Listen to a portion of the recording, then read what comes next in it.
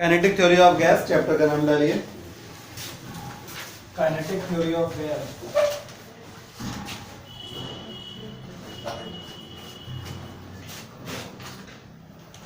ठीक है, तो काइनेटिक थ्योरी ऑफ गैस, तो पहले तो यही पता होना चाहिए कि गैस क्या है। गैस तो आपको पता ही है, gas third state of matter होती है जिसका अपना कोई फिक्स्ड शेप या साइज नहीं होता, और जिस भी कंटेनर में उसको रख दिया जाता है उसका वॉल्यूम उसी कंटेनर के बराबर हो जाता है। मतलब अगर आपसे कोई कह दे कि कंटेनर हमारा 100 सेंटीमीटर क्यूब का है, उसके अंदर नाइट्रोजन गैस सपोज भरी हुई है, तो बताइए नाइट्रोजन का वॉल्यूम कितना है, तो उतना ही है जितना कंटेनर का वॉल्यूम है। ठीक है, तो कंटेनर का वॉल्यूम 100 सेंटीमीटर क्यूब था, तो नाइट्रोजन का वॉल्यूम भी कितना ले लेंगे हम लोग, 100 सेंटीमीटर क्यूब। फटाक से लिखिए, it is a state of matter, it is a state of matter,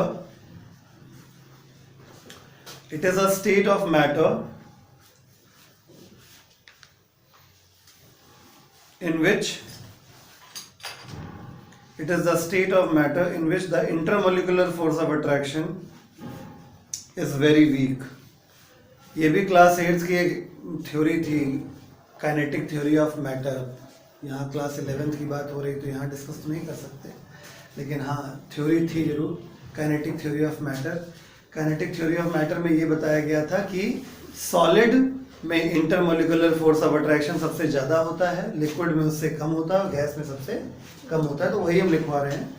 it is a state of matter in which the intermolecular force of attraction is very weak in comparison to liquids and gases, in comparison to liquids and solids.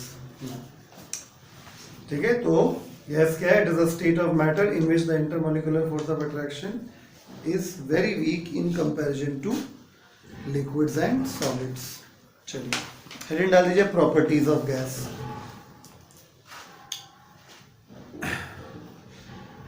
पहली property तो हमने बताई दी, इसका अपना खुद का कोई volume नहीं होता, शेप और साइज नहीं होता है ना। देखिए, it has no shape no size, it has no shape no size, that is it occupies the shape and size, it occupies the shape and size of the container, shape and size of the container in which it is contained, not a problem, ये तो दुनिया है, होता रहता है। It has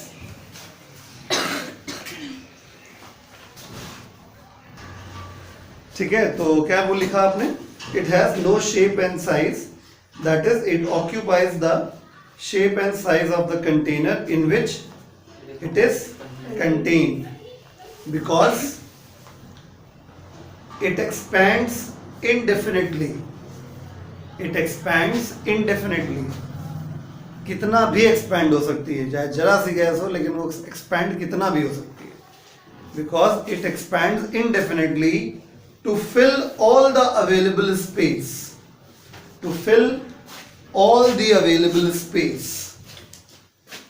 hence ऐसा लिख लीजिए, volume of gas equal to volume of container, ऐसे। ठीक है, मैंने बोला इसमें it has no shape and no size, that is it occupies the space, it occupies the shape and size of container in which it expands indefinitely to fill all the available space, hence V gas equal to V container. Okay, दूसरी property क्या है, इसको आसानी से compress या expand किया जा सकता है।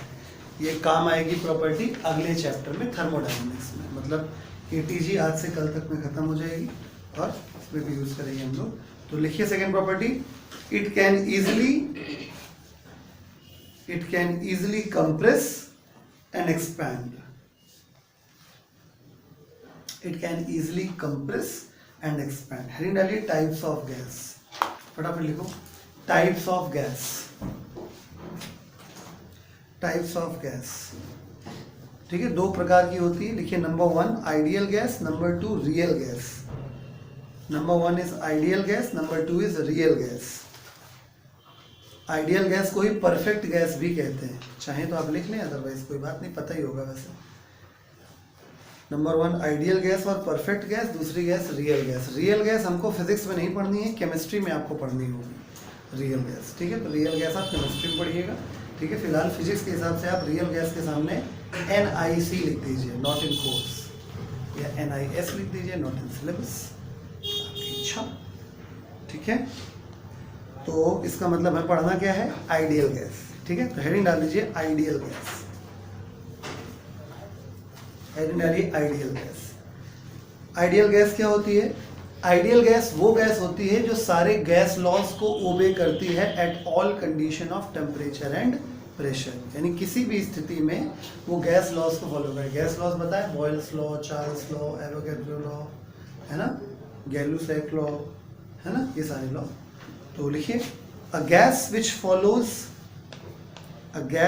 Follows all the gas laws, a gas which follows all the gas laws at all conditions, a gas which follows all the gas laws at all conditions of temperature and pressure, at all conditions of temperature and pressure.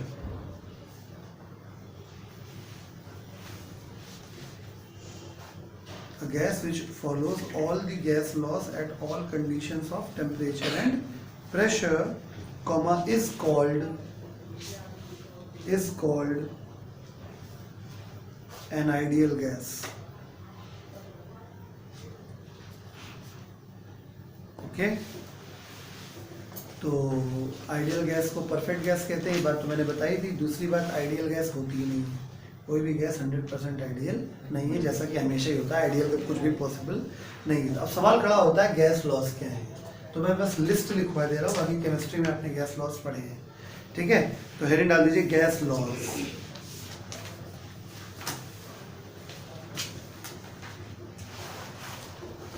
देखिए, number 1 Boyle's law, number 2 Charles law, Boyle's law, number 2 Charles law, number 3 Gay-Lussac law, Gay-Lussac की spelling GAY, फिर LUSSAC apostrophe S law, Boyle's law, Charles law, Gay-Lussac law, Avogadro's law, Avogadro's law, Graham's law of diffusion, Dalton's law of partial pressure, Graham's law of diffusion and Dalton's law of partial pressure। एक law और भी होता है, आप लिख लो, बस के आगे NIC डाल देना, ठीक है। लॉ होता है Maxwell's law of speed distribution, ये आपके सिलेबस में नहीं है। Maxwell's law of speed distribution पहले किसी जमाने में हुआ करता था सिलेबस में, अब नहीं है। Maxwell's law of speed distribution, bracket में NIC लिख लीजिए, नॉट इन सिलेबस। समझ गए भैया? तो चैप्टर में हम लोग पढ़ रहे हैं, चैप्टर का नाम है काइनेटिक थ्योरी ऑफ गैसेस, जिसमें गैस का मतलब समझ गए, ये एक ऐसी स्टेट ऑफ मैटर है जिसमें सॉलिड और लिक्विड के कंपैरिजन में intermolecular force of attraction weak होता है, काफ़ी वीक होता है, ठीक है। गैस की 2 मेन प्रॉपर्टी होती है। पहली बात, गैस इनफाइनाइटली एक्सपैंड कर सकती है, इस वजह से जिस कंटेनर में रखी जाती है उसी का शेप, उसी का साइज, उसी का वॉल्यूम गेन कर लेती है। किसी भी गैस को इजीली कंप्रेस या एक्सपैंड किया जा सकता है। गैस 2 प्रकार की होती है, ideal gas, real gas. Real gas physics में नहीं पढ़नी, केमिस्ट्री में पढ़ लिएगा। आइडियल गैस की बात करते हैं। आइडियल गैस वो गैस होती है जो कि किसी भी कंडीशन पे गैस लॉस को फॉलो करती है। गैस लॉस को जो फॉलो करेगी किसी भी कंडीशन पर, उसे आइडियल गैस या परफेक्ट गैस कहते हैं, ठीक है। बात समझ में आ गई? गैस लॉस कौन कौन से होते हैं? Boyle's law, Charles law, Gay Lussac law, है ना। गैलुसैक लॉ को शायद प्रेशर लॉ भी कहते हैं, अगर केमिस्ट्री में आपने पढ़ा हो तो। Gay Lussac law is also known as pressure law. खैर, क्योंकि हाँ ठीक है, प्रेशर लॉ ही कहते हैं। Avogadro law, Graham's law of diffusion, Dalton's law of partial pressure, Maxwell's law of speed distribution. Maxwell's law of speed distribution अब आप graduation में पढ़ेंगे, ठीक है, और अगर केमिस्ट्री वाले सर की इच्छा हुई तो पढ़ा सकते हैं, अदरवाइज सिलेबस में ही नहीं है, ठीक है। मेन जो लॉ जो काम फिजिक्स में आते हैं वो हैं शुरुआत के 3, Boyle's law, Charles law, Gay Lussac law. मतलब आप अगर आप फिजिक्स पढ़ रहे हैं तो ये 3 लॉ कभी भी आपके सामने आ सकते हैं, इसलिए फिजिक्स के मामले में 3 हैं। अगर आप चाहें तो Avogadro law, Graham's law of diffusion और Dalton's law of partial pressure ignore कर सकते हैं, ये केमिस्ट्री में आपको पढ़ाए ही गए होंगे, some basic concepts of chemistry, ठीक है। नहीं पढ़ाए गए तो पढ़िए, ज़रूरी लॉज है ये, ठीक है। तो जल्दी जल्दी से सारे ये लॉज बता ही देते हैं। नहीं डाली फटाक से, बॉयल्स लॉ।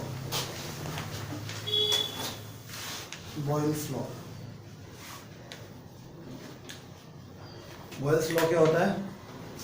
देखिए, according to this law the volume V of a given mass of a gas, the volume V of a given volume of a gas is inversely proportional to, according to this law, the volume of given mass of a gas, according to this law, the volume V of a given mass of a gas is inversely proportional to, फिर से बोलूं क्या? According to this law, the volume V of a given mass of a gas is inversely proportional to its pressure P, provided the temperature remains constant.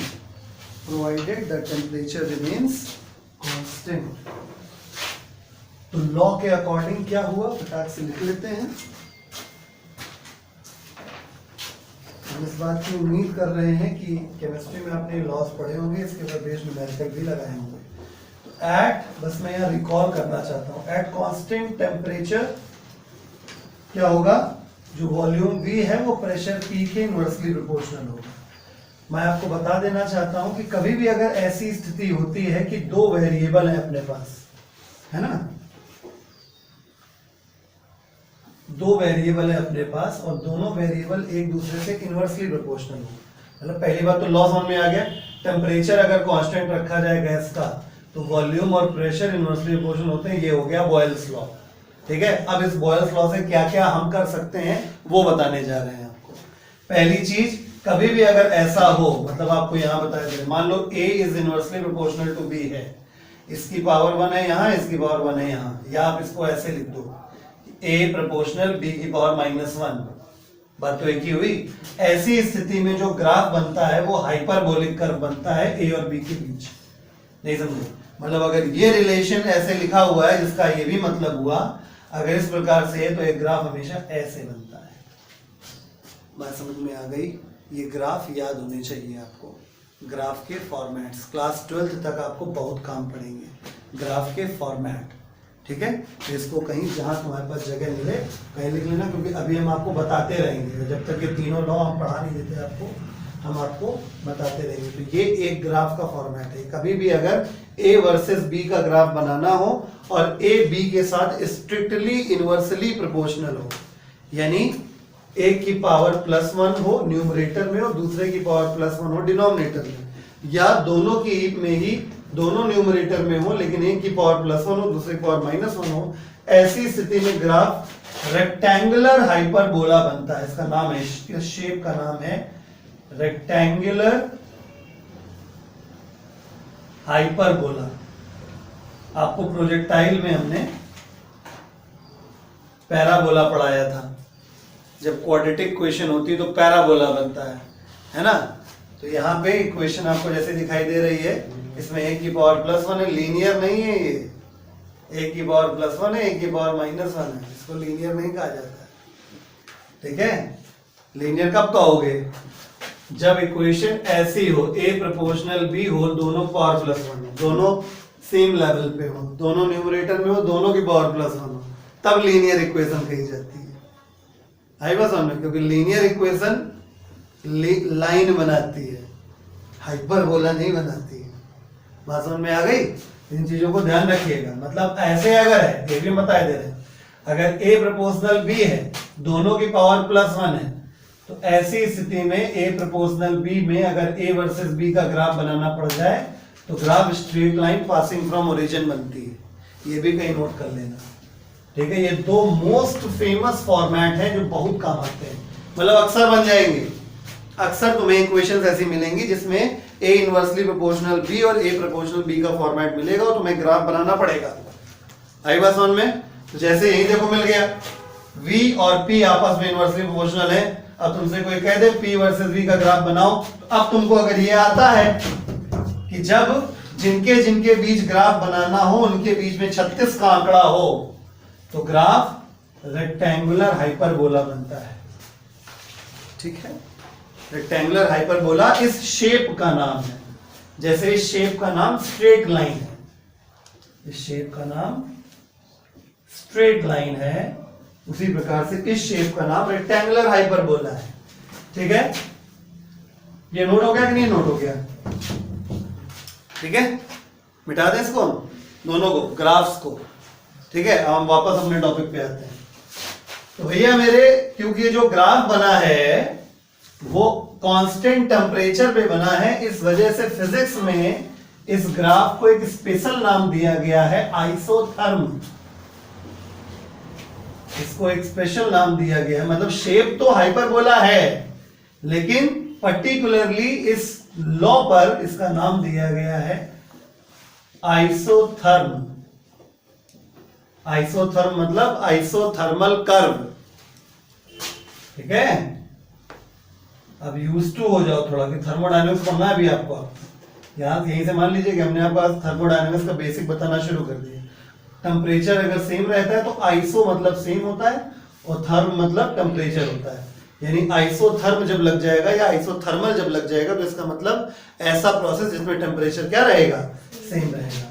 तो isotherm या isothermal curve ये है फिलहाल, okay? अच्छा, इससे एक फॉर्मूला भी बन सकता है, इतने तो आप समझदार नहीं है।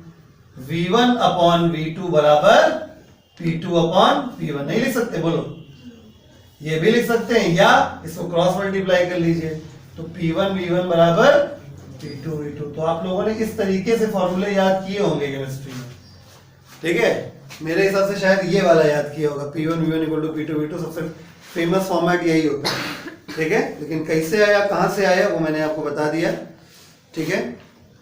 फिर भी आप अगर एक न्यूमेरिकल करना चाहें तो आप क्वेश्चन नंबर 128 हमारी शीट में दिया गया था, आप उसको कर सकते हैं। फिलहाल हम आगे बढ़ रहे हैं चार्ल्स लॉ की तरफ, ठीक है? ये समझ में आ गया होगा होपफुली। जब टेम्परेचर सेम रहता है तो वीपी के प्रोपोर्शनल इनवर्सली प्रोपोर्शनल रहता है। यहां से दो चीजें समझ में आई कि अगर v और p के बीच का ग्राफ बना तो ये एक रेक्टेंगुलर हाइपरबोलिक कर्व बनेगा जिसका नाम रखा जाएगा आइसोथर्म या आइसोथर्मल कर्व। और इस इक्वेशन से हम लोग फॉर्मूला बना सकते हैं, या तो बनाए v1 अपॉन v2 बराबर p2 अपॉन p1 उल्टा, जिसमें 1 अपॉन 2 है, इसमें 2 अपॉन 1 है, और या तो p1 v1 बराबर p2 v2 क्रॉस मल्टीप्लाई करके। समझ में आ गया? हेड डालिए Charles law, CHARLES, Charles law.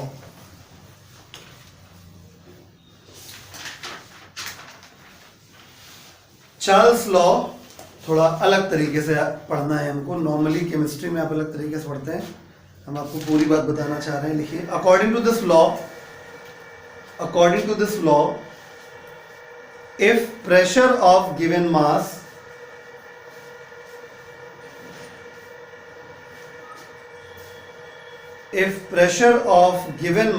of gas remains constant, यानी इसमें क्या कांस्टेंट रखना है, प्रेशर कांस्टेंट रखना है। If pressure of given mass of gas remains constant, then volume of given mass of a gas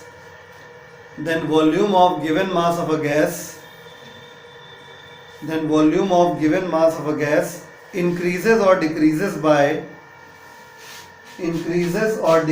by 1/273.15 times, ऐसे लिखोगे, हम बोर्ड पे लिख रहे हैं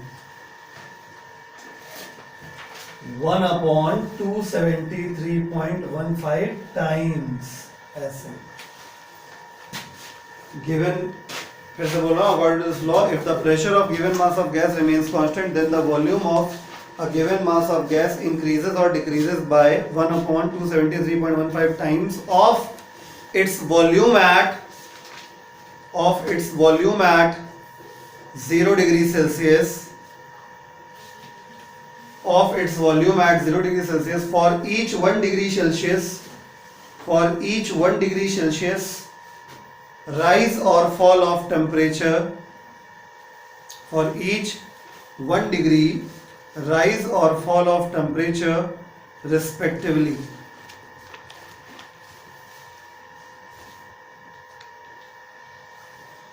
ओके, हिंदी में समझे तो क्या मतलब निकला कि अगर आप मान लीजिए आपके पास जो गैस है, गैस का जो वॉल्यूम है वो V0 है, मतलब 0 डिग्री सेल्सियस पे गैस का वॉल्यूम इतना है, ठीक है। तो 1 डिग्री सेल्सियस बढ़ाने पर क्या हो जाएगा, इसी V0 डिग्री सेल्सियस का 273.15 टाइम्स और ऐड हो जाएगा। अगर आप टेम्परेचर बढ़ाओगे तो वॉल्यूम इतना बढ़ जाएगा, घटाओगे तो उतना घट जाएगा, इसलिए मैंने रिस्पेक्टिवली लिखा है, ध्यान दिया होगा आपने, ठीक है। तो अगर 2 डिग्री बढ़ाएंगे तो 2 से मल्टीप्लाई हो जाएगा, नहीं समझे। 3 डिग्री बढ़ाएंगे तो 3 से मल्टीप्लाई हो जाएगा, और अगर T डिग्री बढ़ाएंगे, मान लो हमने T डिग्री सेल्सियस बढ़ा दिया तो T से मल्टीप्लाई हो जाएगा, नहीं समझे। तो जो फाइनल वॉल्यूम है हमारा T डिग्री सेल्सियस पे वो इतना हो जाएगा, ठीक है। तो अगर आप इसको कॉमन लें तो volume at T degree Celsius equal to volume at 0 degree Celsius in bracket 1 plus T degree Celsius upon 273.15। ये है फॉर्मूला, एक्चुअली फॉर्मूला यही है किसका, चार्ल्स लॉ का, ठीक है। केमिस्ट्री में शायद आपने थोड़ा हल्का वाला पढ़ा है, हल्का वाला जो होगा शायद ये भी पढ़ा हो, मैं कह नहीं सकता कुछ। ये वाला पढ़ा है कि कुछ और पढ़ा है, दोनों पढ़े हैं, तो बहुत अच्छी बात है, अति सुंदर, ठीक है। इस समझ में आ गया कि नहीं आ गया।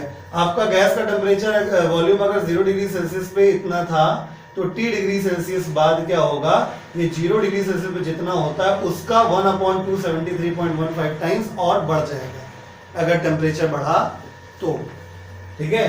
तो अकॉर्डिंग टू द लॉ के अकॉर्डिंग, on T degree Celsius rise in temperature, okay, क्या हो जाएगा, V at T degree Celsius equal to this implies this। समझ में आया, छाप लीजिए।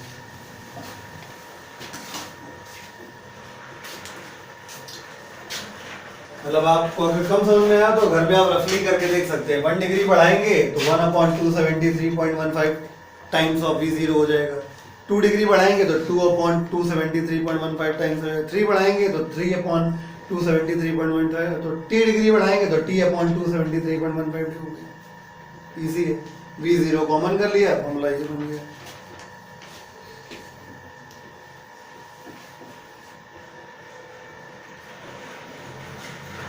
इसी फॉर्मूले से सिद्ध हो सकता है कि कौन सा टेम्परेचर होता है जिसपे गैस, जिसको सीजिंग टेम्परेचर कहते हैं, सीजिंग टेम्परेचर पे वॉल्यूम कितना हो जाएगा, 0।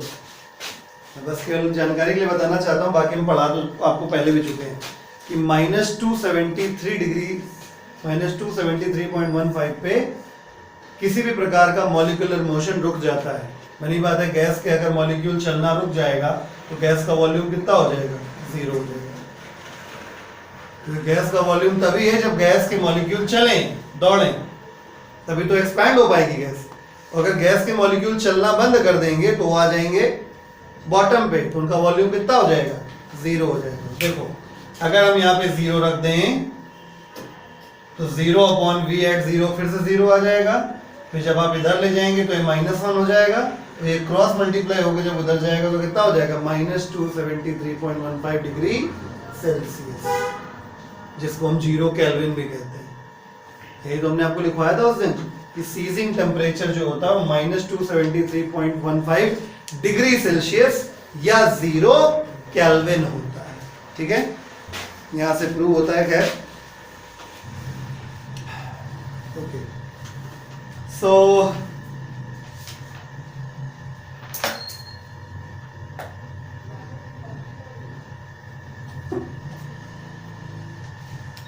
ओके, एक क्वेश्चन लिखिए, prove that,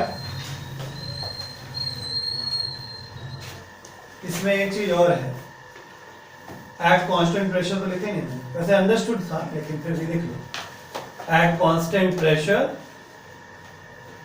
comma on T degrees rise in temperature तब ये होता है। ठीक है, चलिए ऐसा ही कुछ अभी गैलो-सैग लॉ में आ जाएगा। गैलो-सैग लॉ में क्या हो जाएगा, जहां V है वहां P आ जाएगा, उसमें कांस्टेंट वॉल्यूम पे हो जाएगा, और जहां पे प्रेशर है उस जगह मैं वॉल्यूम लिख दूंगा, और जहां पे वॉल्यूम लिखा हुआ वहां पे मैं प्रेशर लिख दूंगा, कन्वर्ट हो जाएगा। ठीक है, मतलब इसको समझ लीजिए, बाकी ऑटोमेटिक समझ में आ जाएगा। ठीक है, क्वेश्चन लिखिए, prove that at constant pressure, prove that at constant pressure, prove that at constant pressure volume of given mass of the gas, prove that at constant pressure volume of the given mass of the gas, prove that at constant pressure volume of the given mass of the gas, volume of the given mass of the gas is directly proportional to its, prove that at constant pressure, comma, volume of the given mass of the gas is directly proportional to its absolute temperature. ये सवाल नहीं है, ये भी Charles law का statement है, समझे? इसमें क्या यूज हुआ है, प्लीज अंडरलाइन, इसमें अंडरलाइन करिए एब्सोल्यूट टेम्परेचर। यहां पे बात हो रही है, अभी जो स्टेटमेंट आपने लिखा वो टेम्परेचर की बात हो रही थी इन डिग्री सेल्सियस, लेकिन जब हम लोग चार्ल्स लॉ को लिखते हैं in terms of absolute temperature, तब वो सिंपल वाला फॉर्म आता है। वो कैसे आता है वो भी हम बता दे रहे हैं। ठीक है, इसी को कंटिन्यू करना है। According to the law at constant pressure 40 degree rise in temperature ये होता है, ये होता है, ये होता है। ठीक है, अब ऐसे कर लो, इसी को आगे कंटिन्यू करो, आपको दोबारा लिखना पड़ेगा। ठीक है, तो volume at T degree Celsius upon volume at 0 degree Celsius, इसको इधर ले इज इक्वल टू, इसको एलसीएम लेके कर लीजिए, तो ये 273.15 प्लस T डिग्री सेल्सियस, और नीचे ये 273.15 एलसीएम हो जाएगा, तो इसमें 0 कर लेते हैं, नहीं समझे, या इधर 273.15 प्लस 0 कर लेते हैं, 0 डिग्री सेल्सियस, नहीं समझे, 0 जोड़ दें क्या बुराई है। ठीक है, ये क्या हो गया, ये T डिग्री सेल्सियस के करस्पॉन्डिंग एब्सोल्यूट टेम्परेचर हो गया, मतलब ये टेम्परेचर कायम कन्वर्ट हो गया, केल्विन में कन्वर्ट हो गया। तो ये हो गया V at T degree Celsius और उसके corresponding absolute temperature of T degree Celsius, ये हो गया वॉल्यूम एट 0 डिग्री सेल्सियस, और ये हो गया absolute temperature of corresponding to 0 degree, जिसको आसान भाषा में आप लिख सकते हैं V1 अपॉन V2 बराबर T1 अपॉन T2। ठीक है, जिसका तात्पर्य ये निकलता है कि जो वॉल्यूम है वो डायरेक्टली प्रोपोर्शनल है किसके, टेम्परेचर के। ठीक है, जिससे ये भी हम निकाल सकते हैं कि अगर वॉल्यूम वर्सेस टेम्परेचर ग्राफ बना तो बताओ ग्राफ कैसा बनेगा, straight line passing from origin, और ग्राफ का क्या नाम होगा, आइस। जब कांस्टेंट प्रेशर होता है तो इसे आइसोबार बोलते हैं। मैंने क्लियर किया था, ये स्ट्रेट लाइन जो बना है ये इस मैथमेटिकल नाम है इसका, फिजिक्स में हम इसको क्या कहेंगे इस समय, तो ये कांस्टेंट प्रेशर पर बनाया गया कर्व है, तो इसका नाम आइसोबार है, या ये आइसोबारिक कर्व है, आइसोबारिक कर्व है।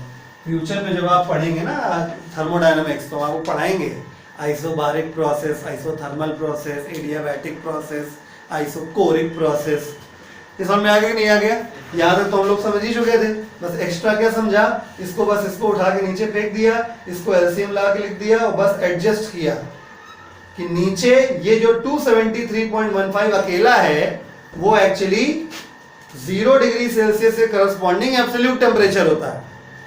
ठीक है, जिसको आपको समझाने के लिए मैंने स्पेशली 0 ऐड करके दिखा दिया कि 0 में जब 273 जोड़ेंगे तब 0 डिग्री सेल्सियस का करस्पॉन्डिंग एब्सोल्यूट टेम्परेचर आ जाएगा, और जब T डिग्री सेल्सियस पे 273 जोड़ेंगे तो 0 डिग्री सेल्सियस के करस्पॉन्डिंग एब्सोल्यूट टेम्परेचर आ जाएगा।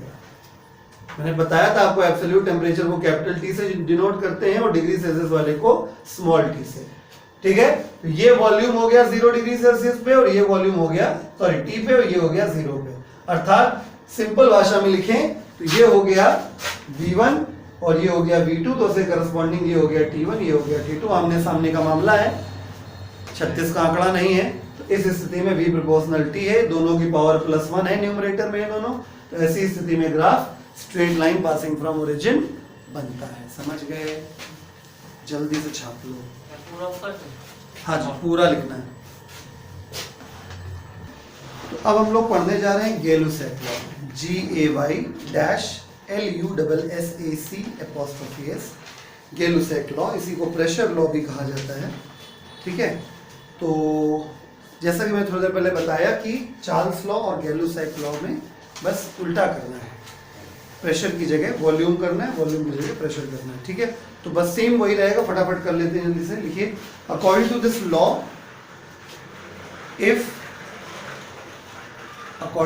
Law if volume of given mass of a gas, if volume of given mass of a gas increases or decreases by 1/273.15 times, 1/273.15 times its pressure at 0 degree Celsius times its pressure at 0 degree Celsius, for each 1 degree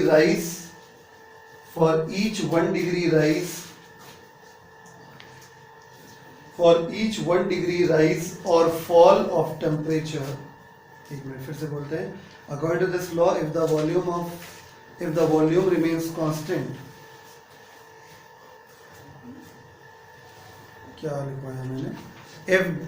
According to this law, if volume remains constant, the pressure of a given mass of a gas increases or decreases by 1/273.15 times of its pressure at 0 degree Celsius for each 1 degree rise or fall of temperature respectively। 1 degree rise और fall of temperature respectively। ठीक है, क्या करना है? अभी फिलहाल यहीं तक आपको लिखना है और बस क्या करना है आपको? अकॉर्डिंग टू दिस लॉ लिखना है, एट कांस्टेंट प्रेशर की जगह एट कांस्टेंट वॉल्यूम लिखना है। On T degree rise in temperature, pressure T degree Celsius पे, प्रेशर 0 डिग्री सेल्सियस और pressure at 0 degree Celsius upon 273 हो जाएगा। तो pressure at T degree Celsius equal to pressure at 0 degree Celsius plus इतना। यहाँ तक लिखिए फटाक से पहले जल्दी से, फिर हम एक क्वेश्चन लिखवाएंगे पहले के तरीके, फिर आपको पूरा छापना होगा। पूरे में क्या छापना है वो हम चेंज भी करा देंगे। बस यहाँ तक लिखना है जल्दी से, यहाँ से लेके यहाँ तक फटाक से लिखो, यहाँ से लेके यहाँ तक। ठीक, जल्दी लिखिए। चलिए अब क्वेश्चन लिख लीजिए फटाक से वही वाला उसी तरीके का। Prove that at constant volume comma pressure of given mass of the gas, prove that at constant volume comma pressure of the given mass of the gas, prove that at constant volume pressure of the given mass of the gas is directly proportional to its absolute temperature. Prove that at constant volume, pressure of the given mass of the gas is directly proportional to its absolute temperature. तो इसमें क्या करना है? कुछ नहीं करना है, आप सीधे सीधे पूरा यही करते चले जाइए. बस क्या करना है, पुराना वही मेथड. ये वाला P इधर आ जाएगा, तो P at T degree Celsius equal to upon P at 0 degree Celsius. बाकी वही है.